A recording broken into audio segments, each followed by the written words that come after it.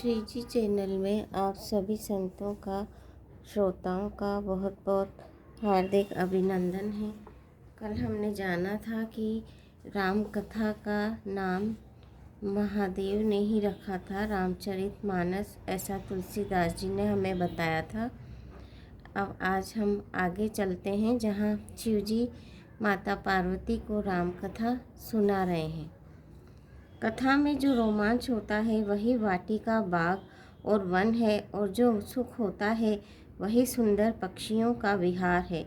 निर्मल मन ही माली है, जो प्रेम रूपी जल से सुंदर नेत्रों द्वारा उनको सींचता है।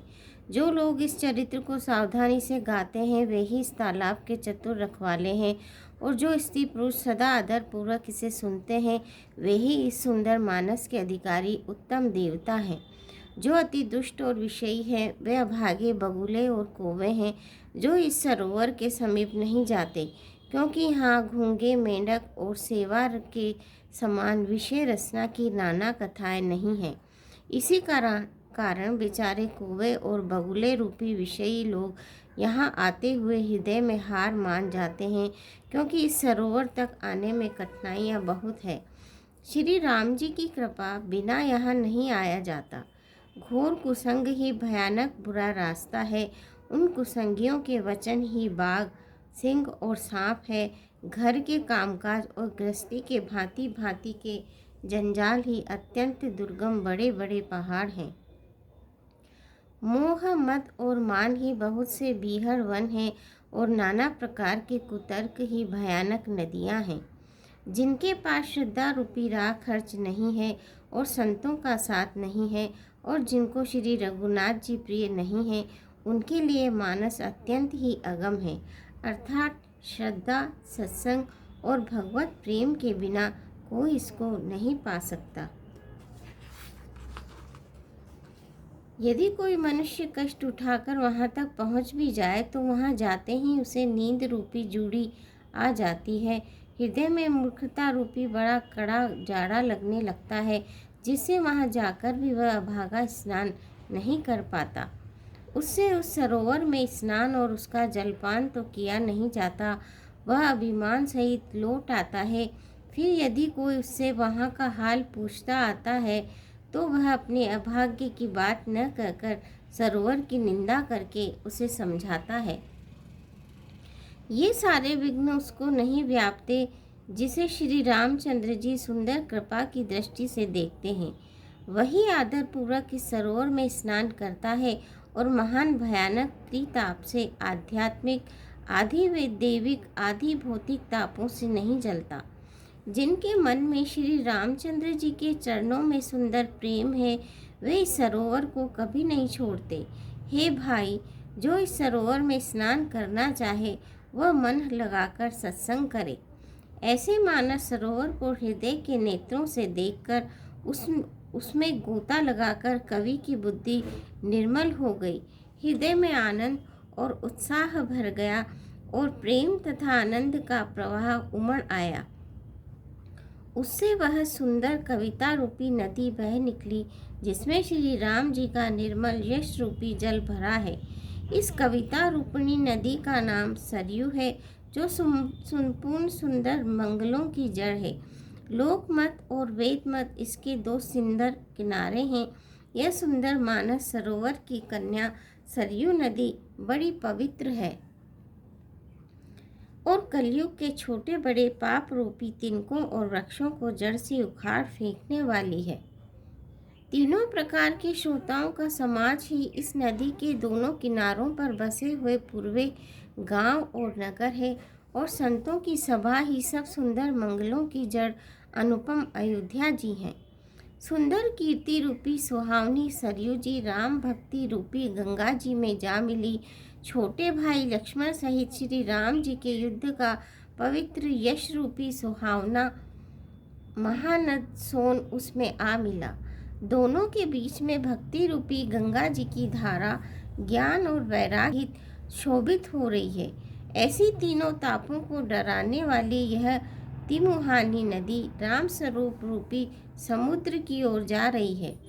इस कीर्ति रूपी सरयू का मूल मानस श्री रामचरित है और यह गंगा जी, इसीलिए यह सुनने वाले सज्जनों के मन को पवित्र कर देगी। इस कीर्ति रूपी सरयू का मूल मानस श्री रामचरित है और यह राम भक्ति रूपी गंगा जी में मिली है, इसीलिए यह सुनने वाले सज्जनों के मन को पवित्र कर देगी। इसके बीच बीच में जो भिन्न भिन्न प्रकार की विचित्र कथाएं हैं, वे ही मानो नदी तट के आसपास के वन और बाग हैं। श्री पार्वती जी और शिव जी के विवाह के बराती इस नदी में बहुत प्रकार के असंख्य जलचर जीव हैं। श्री रघुनाथ जी के जन्म की आनंद बधाइयाँ ही इस नदी के भंवर और तरंगों की मनोहरता है। चारों भाइयों के जो बाल चरित्र है,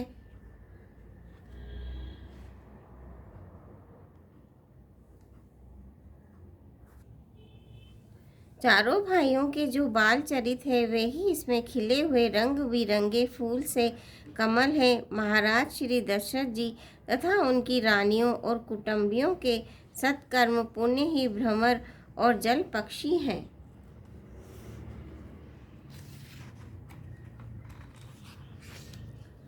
श्री सीता जी के स्वयंवर की जो सुंदर कथा है, वही इस नदी में सुहावनी छवि छा रही है। अनेकों सुंदर विचारपूर्ण प्रश्न ही इस नदी की नावें हैं और उनके विवेक युक्त उत्तर ही चतुर केवट हैं। इस कथा को सुनकर पीछे जो आपस में चर्चा होती है, वही इस नदी के सहारे सहारे चलने वाले यात्रियों का समाज शोभा पा रहा है। परशुराम जी का क्रोध इस नदी की भयानक धारा है और श्री रामचंद्र जी के श्रेष्ठ वचन ही सुंदर बंधे हुए घाट है। भाइयों सहित श्री रामचंद्र जी के विवाह का उत्सव ही इस कथा नदी की कल्याणकारी बाढ़ है, जो सभी को सुख देने वाली है। इसके कहने सुनने में जो हर्षित और पुलकित होते हैं, वे ही पुण्यात्मा पुरुष हैं, जो प्रसन्न मन से इस नदी में नहाते हैं। श्री रामचंद्र जी की रास तिलक के लिए जो मंगल साज सजाया गया, वही मानो पर्व के समय इस नदी पर यात्रियों के समूह इकट्ठे हुए हैं। केकई की कुबुद्धि ही इस नदी में काई है, जिसके फलस्वरूप बड़ी भारी विपत्ति आ पड़ी। संपूर्ण अनगिनत उत्पादों को शांत करने वाला भरत जी का चरित्र नदी तट पर किया जाने वाला जयपु यज्ञ है। कलयुग के पापों और दुष्टों के अवगुणों जो वर्णन है, वे ही इस नदी के जल का कीचड़ और बगुले कुएं हैं। यह कीर्ति रूपिणी नदी छहों ऋतुओं में सुंदर है। सभी समय यह परम सुहावनी और अत्यंत पवित्र है। इसमें शिव पार्वती का विवाह हेमंत ऋतु है। श्री रामचंद्र जी के जन्म का उत्सव सुखदायी शिशिर ऋतु है।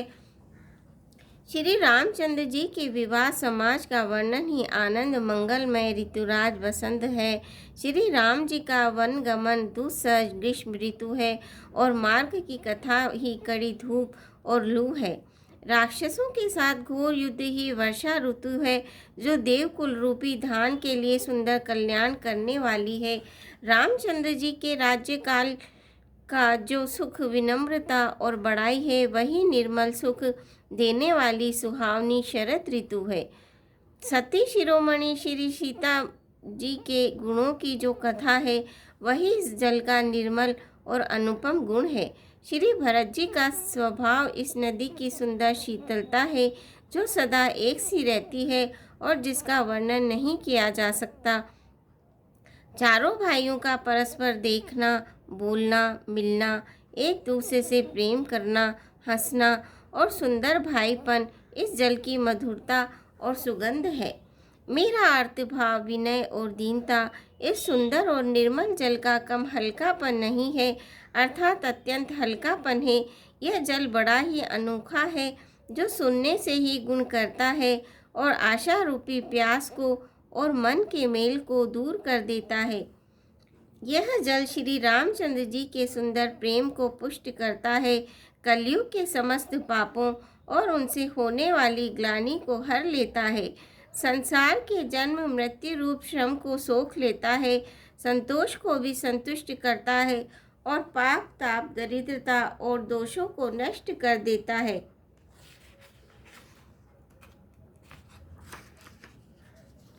यह जल काम, क्रोध, मद और मोह का नाश करने वाला है और निर्मल ज्ञान और वैराग्य का बढ़ाने वाला है।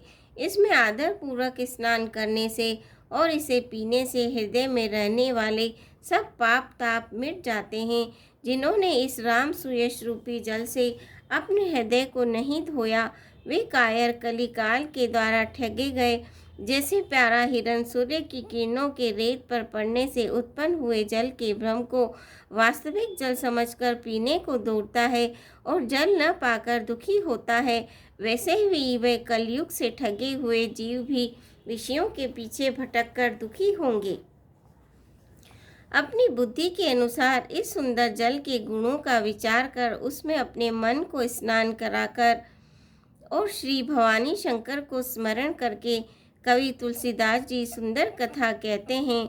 मैं अब श्री रघुनाथ जी के चरण कमलों को हृदय में धारण करके और उनका प्रसाद पाकर दोनों श्रेष्ठ मुनियों के मिलन का सुंदर संवाद वर्णन करता हूँ। भरद्वाज मुनि प्रयाग में बसते हैं। उनका श्री राम जी के चरणों में अत्यंत प्रेम है। वे तपस्वी, निग्रहित चित्त, चित्तेंद्रिय, दया की निधान और परमार्थ के मार्ग में बड़े ही चतुर हैं। माघ में जब सूर्य मकर राशि पर जाते हैं, तब सब लोग तीर्थराज प्रयाग को आते हैं। देवता, दैत्य, किन्नर और मनुष्य के समूह सब आदर पूर्वक त्रिवेणी में स्नान करते हैं।